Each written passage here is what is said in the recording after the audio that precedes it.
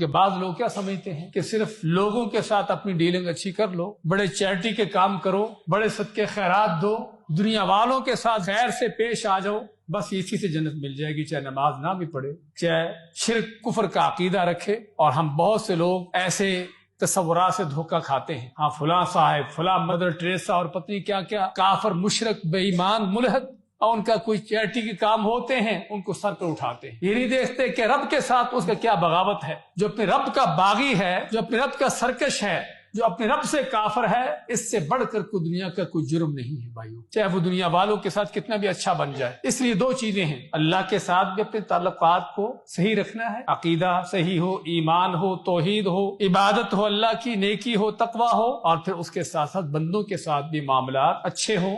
ایک حق ادا کر لو، دوسرے کو برباد کر لو، اللہ کے ہاں کوئی حیثیت نہیں۔ مکہ میں ایک بڑا سخی تھا عبداللہ ابن جدعان نام کا، جب بھی کھانے کا وقت ہوتا اس کی طرف سے عام اعلان ہوتا کہ کھانا لگ چکا ہے، آج دعوت عام ہوتی ہر وقت۔ اس سے بڑھ کر بھی کوئی سخاوت ہے، اور وہ بھی مکہ میں۔ تو حضرت عائشہ نے پوچھا کہ اس آدمی کی اتنی بڑی سخاوتیں، اتنی بڑی اس کی فیاضیاں، لوگوں کو کھانے کھلانے، یہ چیزیں اس کے کام آئیں گی؟ آپ ماتے کہ ہرگز نہیں۔ کس لیے؟